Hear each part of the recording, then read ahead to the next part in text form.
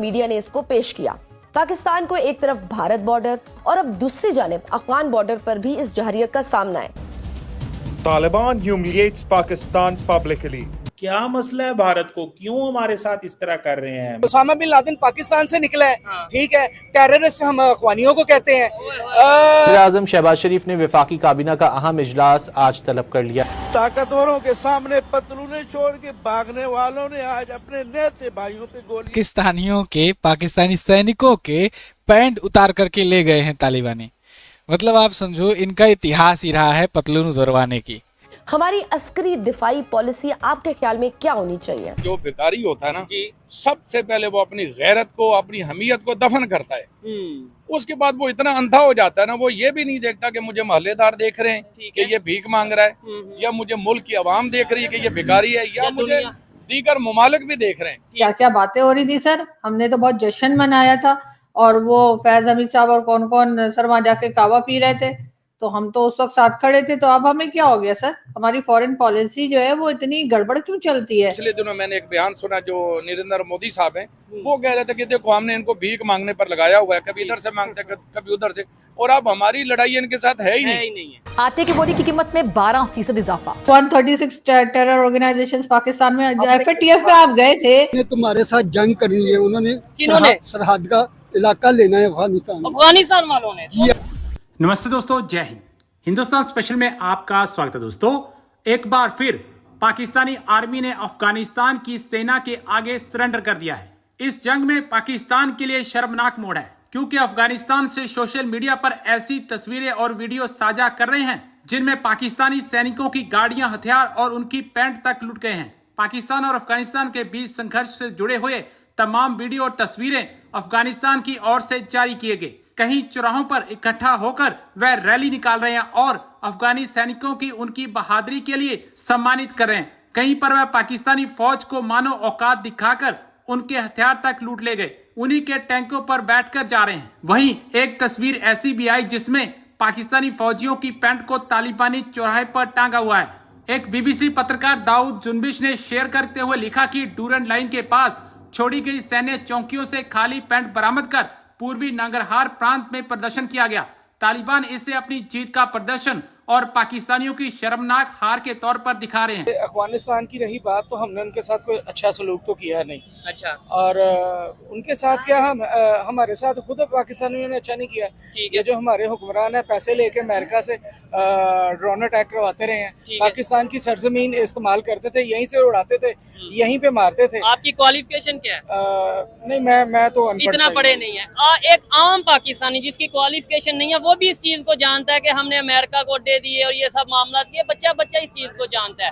हमें ये समझना चाहिए कि भाई दूसरी साइड पे जो गिले हैं, कहीं ना कहीं वो राइट पे हैं। नहीं, अगर आप इस्लामिक पॉइंट ऑफ व्यू से देखेंगे तो उन्होंने बिल्कुल ठीक किया है। ये तो उनसे पूछे ना, उनके साथ ज्यादतियां कितनी हुई हैं, अभी तक ज्यादतियां हो रही हैं जी। ठीक है। उनके उसामा बिन लादेन पाकिस्तान से निकला है, ठीक है, टेररिस्ट हम अखवानियों को कहते हैं। ये जो जितनी दहशतगर्दी दुनिया पूरी में हुई है, सारे का सारा मलबा पाकिस्तान पे डाला है। और आप हिस्ट्री देखें, इंडिया के साथ जितने जुल्म हमने किए हैं ना, इतने इंडिया ने नहीं किए। अच्छा, ठीक है ना। ये जो ब्लास्ट हुए हैं, लास्ट जो उन्होंने पाबंदी लगाई जी, ये पाकिस्तानी थे, ये अमेरिकन थे। अच्छा, बांग्लादेश के थे यार। ये पाकिस्तानी मीडिया ने, अजमल कसाब बांग्लादेश का था, मीडिया ने जानबूझ के हम धक्के में हमारा कर दिया। यानी ये जो पाकिस्तान मीडिया ये अपने खिलाफ कर दिया यार। ये टॉप शॉप में चला अहमद मीर के प्रोग्राम पे, समझते ना, उनके घर जाके हमारे ऊपर ये उन्होंने तो उसके फादर का इंटरव्यू भी किया था अजमल के साहब के, पता नहीं कौन सा बाद में जो मर्जी करते बने,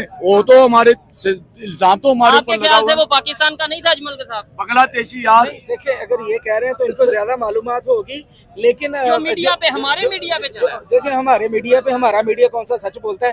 पैसे लेके जो मर्जी करवा लें इनसे, छोड़ दें। अगर सच बोलने की बात है, आप खुद सच नहीं बोलते, आप हमसे क्या सच सुनेंगे और क्या रिलीज करेंगे? नहीं, हम तो देखें, ये हम मेन स्ट्रीम मीडिया नहीं, सोशल मीडिया, जो बातें आपने की हैं, जिन लोगों ने भी जो बातें की हैं, कोशिश करेंगे बिल्कुल वैसे ही हम अपलोड करें। और इसी वजह से पाकिस्तान की पब्लिक में थोड़ी बहुत अवेयरनेस आएगी, जब पब्लिक में आके हम इस तरीके से डिस्कशन करेंगे। रुपया पैसा पड़ा हुआ है अमेरिका में। अभी भी खबर ये है, बहुत से लोग जानते होंगे कि पाकिस्तान के प्राइम मिनिस्टर शहबाज शरीफ शरीफ साहब 7 दिन के विजिट के लिए अमेरिका गए और डेफिनेटली वो $7 बिलियन के लिए गए हैं कि वहाँ पे जो IMF से $7 बिलियन लेना है उसके लिए कोई मीटिंग्स की जाए, कोई बातचीत की जाए, कोई उन्हें सेटिस्फाई किया जाए कि अच्छा आप कुछ कहने लगे थे। इस पर मैं गुजारिश ये करना चाहूंगा, हम भीख पे क्यों चल रहे हैं?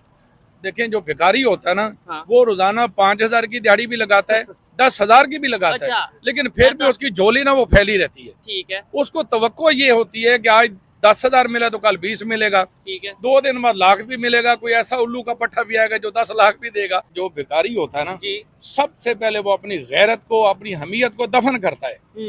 उसके बाद वो इतना अंधा हो जाता है ना, वो ये भी नहीं देखता कि मुझे मोहल्लेदार देख रहे हैं कि ये भीख मांग रहा है, या मुझे मुल्क की आवाम देख रही है कि ये भिखारी है, या मुझे दीगर ममालिक भी देख रहे हैं। ठीक हो गया। देखिए इंडिया जैसा मुल्क, जो हमारा पिछले दिनों मैंने एक बयान सुना जो नरेंद्र मोदी साहब हैं, वो कह रहे थे कि देखो हमने इनको भीख मांगने पर लगाया हुआ है, कभी इधर से मांगते कभी उधर से, और अब हमारी लड़ाई इनके साथ है ही नहीं। जब हम अफगानिस्तान के साथ खड़े थे तब क्या था?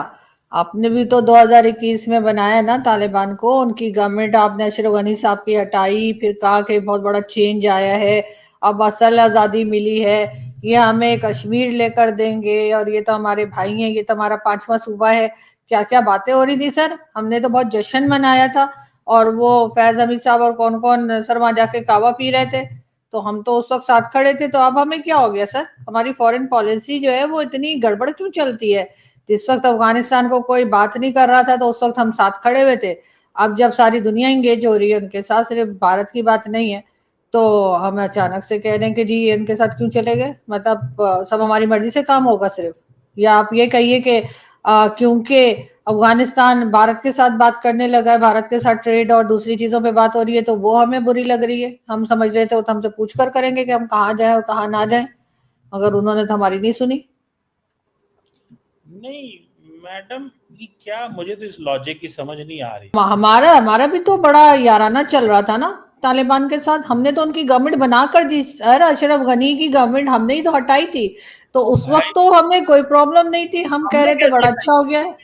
हमने कैसे सर हम ही वहां पे जा जाकर वाह कर रहे थे ना सर, हमने ही तो कहा कि जी वो गवर्नमेंट हमने बनाई, वो सब क्रेडिट ले रहे थे, इमरान खान और सब लोग चले गए थे, अमेरिकन लेफ्ट। हाँ, अमेरिकन चले गए थे और उसके बाद अशरफ गनी की गवर्नमेंट हटी और तालिबान की गवर्नमेंट आई, तो हमने ही तो सर कहा था कि अब असल में तो इस्लाम की जीत अब हुई है। और फैज हमीद साहब ने भी वहां पर जा जाके कावा पिया था, इमरान खान ने भी कहा था कि जी अब असल गवर्नमेंट आई है, अब आजादी मिली है। अब आजादी क्या कैद कौन सी जंजीरें उन्होंने कहा था कि वो टूट गई हैं, इस किस्म की बातें हो रही थी सर हमारे यहाँ तो। अब अचानक से तालिबान हमें बुरे लगने लगे, पहले तो हमारी बहुत दोस्ती यारी चल रही थी।